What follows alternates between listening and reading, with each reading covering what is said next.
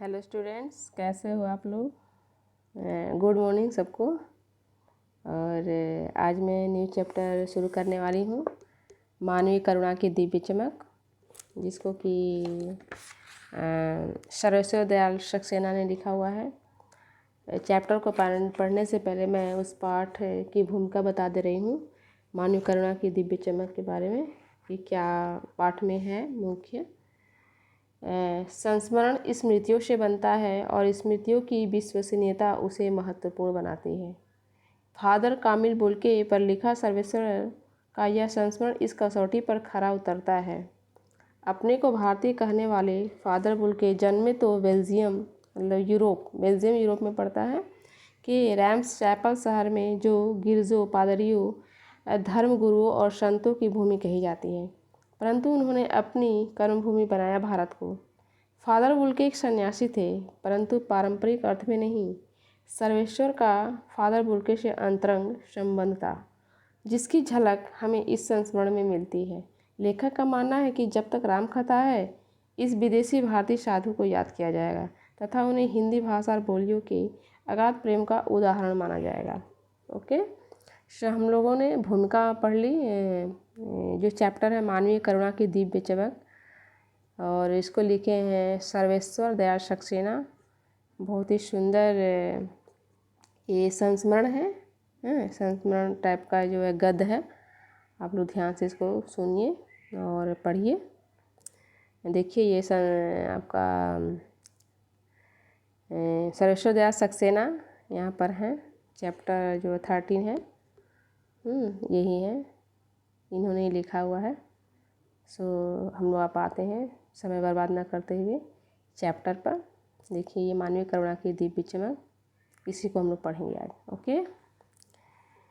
Father को जहरबाद से नहीं मरना चाहिए था। जहरबाद एक क्या है, एक फोड़ा फुंसी नहीं होता है, उसी टाइप का है। बोले कि ऐसे आदमी को जहरबाद हो जाए, ये बहुत ही मतलब क्या लगता है, असंभव सा लगता है। मतलब विश्वास करने को जी नहीं कहता है। जिसकी रगों में दूसरों के लिए मिठास भरे अमृत के अतिरिक्त और कुछ नहीं था, उसके लिए इस जहर का विधान क्यों हो। यह सवाल किस ईश्वर से पूछे। प्रभु की आस्था ही जिसका अस्तित्व था, वह देह की इस यातना की परीक्षा उम्र की आखिरी देहरी पर क्यों दे। एक लंबी पादरी के सफ़ेद चोगे से ढकी आकृति सामने है। गोरा रंग, सफ़ेद झाएं मारती भूरी दाढ़ी, नीली आंखें, बाहें खोल गले लगाने को आतुर। इतनी ममता, इतना अपनत्व इस साधु में अपने हर एक प्रियजन के लिए उमड़ता रहता था। मैं 35 साल से इसका साक्षी था, तब भी जब वह इलाहाबाद में थे और तब भी जब वह दिल्ली आते थे। आज उन बाहों का दबाव मैं अपनी छाती पर महसूस करता हूँ। फादर को याद करना एक उदास शांत संगीत को सुनने जैसा है। उनको देखना करुणा के निर्मल जल में स्नान करने जैसा था, और उनसे बात करना कर्म के संकल्प से भरना था। मुझे परिमल के वे दिन याद आते हैं जब हम सब एक पारिवारिक रिश्ते में बंधे जैसे थे, जिसके बड़े फादर बुल्के थे। हमारे हंसी मजाक में वह निर्लिप्त शामिल रहते, हमारी गोष्ठियों में वह गंभीर बहस करते, हमारी रचनाओं पर बेबाक राय और सुझाव देते, और हमारे घरों के किसी भी उत्सव और संस्कार में वह बड़े भाई और पुरोहित जैसे खड़े हो हमें अपने आशीषों से भर देते। मुझे अपना बच्चा और फादर का उसके मुख में पहली बार अन्न डालना याद आता है, और नीली आंखों की चमक में तैरता वात्सल्य भी, जैसे किसी ऊंचाई पर देवदारू की छाया में खड़े हों।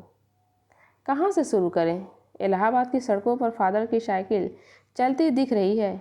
वह हमारे पास आकर रुकती है, मुस्कुराते हुए उतरते हैं। देखिए देखिए, मैंने उसे पढ़ लिया है, और मैं कहना चाहता हूँ, उनको क्रोध में कभी नहीं देखा, आवेश में देखा है, और ममता तथा प्यार में लबालब छलकता महसूस किया है।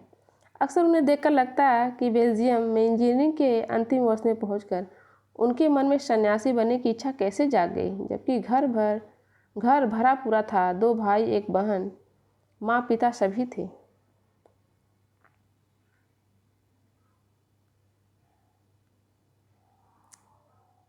यही है फादर कामिल बुल्के, जिस पर यह कहानी लिखी गई है। हाँ, इनसे बहुत इनकी अच्छी दोस्ती थी, सक्सेना की, सर्वेश्वर दयाल सक्सेना की। आपको अपने देश की याद आती है, पूछ रहे हैं लेखक। मेरा देश तो अब भारत है, मैं जन्मभूमि की पूछ रहा हूँ, मतलब बर्थ प्लेस। हाँ आती है, बहुत सुंदर है मेरी जन्मभूमि, रेम्स चैपल। घर में किसी की याद? माँ की याद आती है, बहुत याद आती है। फिर अक्सर माँ की स्मृति में डूब जाते देखा है। उनकी माँ की चिट्ठी अक्सर उनके पास आती थी। अपने अभिन्न मित्र डॉक्टर रघुवंश को वह उन चिट्ठियों को दिखाते थे। पिता और भाइयों के लिए बहुत लगाव मन में नहीं था। पिता व्यवसायी थे, एक भाई वहीं पादरी हो गया है, एक भाई काम करता है, उसका परिवार है। बहन सख्त और जिद्दी थी, बहुत देर से उसने शादी की। फादर को एक आध बार उसकी शादी की चिंता व्यक्त करते उन दिनों देखा था। भारत में बस जाने के बाद 2 या 3 बार अपने परिवार से मिलने भारत से बेल्जियम गए थे।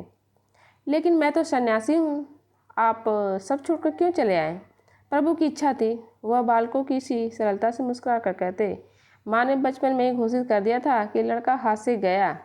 और सचमुच इंजीनियरिंग के अंतिम वर्ष की पढ़ाई छोड़ फादर बुल के सन्यासी होने जब धर्म गुरु के पास गए और कहा कि मैं सन्यास लेना चाहता हूँ, तथा एक शर्त रखी, सन्यास लेते समय सन्यास चाहने वाला शर्त रख सकता है कि मैं भारत जाऊँगा। भारत जाने की बात क्यों उठी? नहीं जानता, बस मन में यह था। उनकी शर्त मान ली गई और वह भारत आ गए। पहले जीसेट संघ में 2 साल पादरियों के बीच धर्माचार की पढ़ाई की, फिर 9 से 10 वर्ष दार्जिलिंग में पढ़ते। यही है फादर कामिल बुल्के, जिसको कि मानवीय करुणा की दिव्य चमक कहा गया है इस कहानी में। रहे कलकत्ता, मतलब अभी तो कोलकाता हो गया है, पहले कलकत्ता था, से बीए किया और फिर इलाहाबाद से एमए। उन दिनों डॉक्टर धीरेन्द्र वर्मा हिंदी विभाग के अध्यक्ष थे। शोध प्रबंध प्रयाग विश्वविद्यालय के हिंदी विभाग में, मतलब शोध प्रबंध मतलब रिसर्च, जिसको हम लोग बोलते हैं पीएचडी करना, हिंदी विभाग में रहकर 1950 में पूरा किया। रामकथा, उत्पत्ति और विकास, परिमल में उसके अध्याय पढ़े गए थे। फादर ने मातरलिंग के प्रसिद्ध नाटक ब्लू बर्ड का रूपांतर भी किया है नीलपंछी के नाम से। बाद में वह सेंट जेवियर्स कॉलेज रांची में हिंदी तथा संस्कृत विभाग के विभागाध्यक्ष हो गए और यहीं उन्होंने अपना प्रसिद्ध अंग्रेजी हिंदी कोश तैयार किया और बाइबिल का अनुवाद भी, और वहीं बीमार पड़े पटना आए। दिल्ली आए और चले गए। 47 मतलब 47 वर्ष देश में रहकर और 73 वर्ष की जिंदगी जीकर।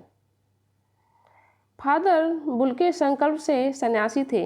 कभी कभी लगता है वह मन से सन्यासी नहीं थे, रिश्ता बनाते थे तो तोड़ते नहीं थे। 10 साल बाद मिलने के बाद भी उसकी गंध महसूस होती थी। वह जब भी दिल्ली आते जरूर मिलते, खोज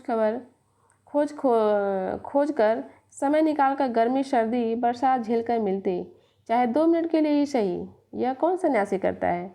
उनकी चिंता हिंदी को राष्ट्रभाषा के रूप में देखने की थी। वाह, बहुत ही प्यार करते हैं हिंदी से।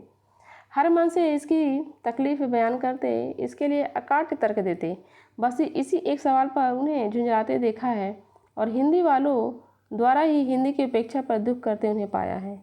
घर परिवार के बारे में, निजी दुख तकलीफ के बारे में पूछना उनका स्वभाव था और बड़े से बड़े दुख में उनके मुख से सांत्वना के जादू भरे 2 शब्द सुनना एक ऐसी रोशनी से भर देता था जो किसी गहरी तपस्या से जन्मती है। हर मौत दिखाती है जीवन को नई राह। मुझे अपनी पत्नी और पुत्र की मृत्यु याद आ रही है और फादर के शब्दों से झरती विरत शांति भी।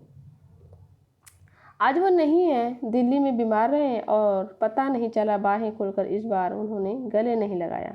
जब देखा तब वे बाहें दोनों हाथों की सूजी उंगलियों को उलझाए ताबूत में जिस्म पर पड़ी थी। जो शांति बरसती थी वह चेहरे पर स्थिर थी, तरलता जम गई थी। वह 18 अगस्त 1982 की सुबह 10 बजे का समय था। दिल्ली में कश्मीरी गेट के निकलशन कब्रगाह में उनका ताबूत एक छोटी सी नीली गाड़ी में से उतारा गया। कुछ पादरी रघुवंश जी का बेटा और उनके परिजन राजेश्वर सिंह उसे उतार रहे थे। फिर उसे उठाकर एक लंबी संकरी उदास पेड़ों की घनी छांव वाली सड़क से कब्रगाह के आखिरी छोर तक जाया गया, जहां धरती की गोद में सुलाने के लिए कब्र अवाक मुंह खोले लेटी थी। ऊपर करील की घनी छाह थी और चारों ओर कब्रें और तेज धूप के वृत्त। जैनेन्द्र कुमार विजेंद्र, स्नातक अजित कुमार, डॉक्टर निर्मला जैन और मसीही समुदाय के लोग पादरीगण उनके बीच में गैरिक वसंत पहने इलाहाबाद के प्रसिद्ध विज्ञान शिक्षक डॉक्टर सत्य प्रकाश और डॉक्टर रघुवंश भी, जो अकेले उस संकरी सड़क की ठंडी उदासी में बहुत पहले से खामोश दुख की किन्हीं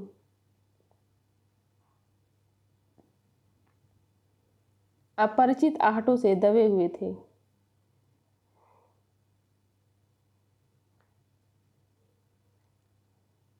सिमट आए थे कब्र के चारों तरफ। फादर की देह पहले कब्र के ऊपर लिटाई गई। मसीही विधि से अंतिम संस्कार शुरू हुआ। रांची के फादर पास्कल तोयना के द्वारा उन्होंने हिंदी में मसीही विधि से प्रार्थना की। फिर सेंट जेवियर्स के रेक्टर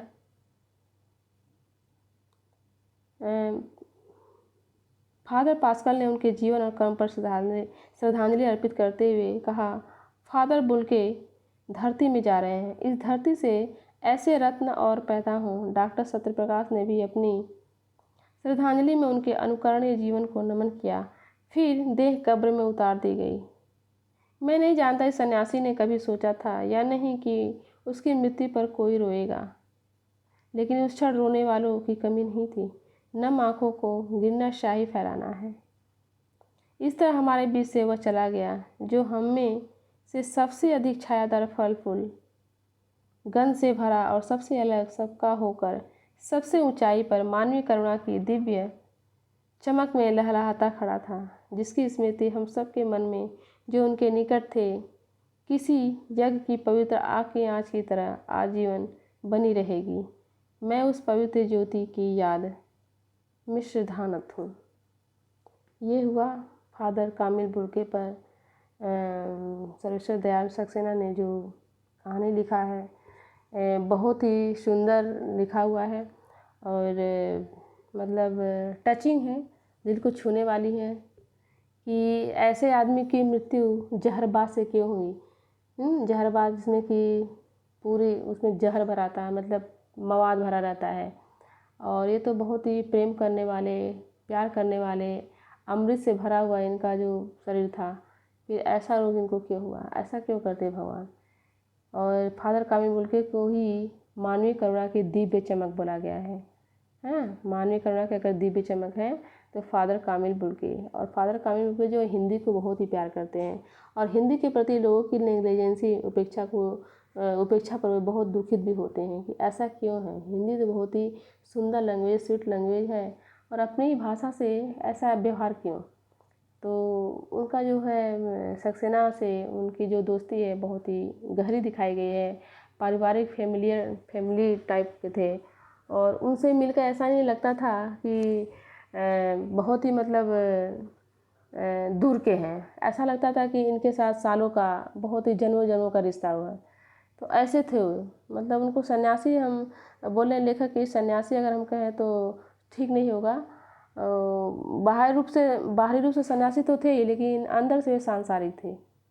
यही है इस कहानी का छोटा सा जो है सारांश है, जो कहिए जो भी है, मतलब हम लोग जो जितना भी पढ़े हैं लेसन, उसका सार यही है, तत्व यही है। और आप लोग इस वीडियो को 2 बार 3 बार देखिएगा और भी कॉन्सेप्ट क्लियर हो जाएगा। इसके बाद नेक्स्ट में इसका क्वेश्चन आंसर्स लाऊंगी। सो आज के लिए इतना ही। Thank you.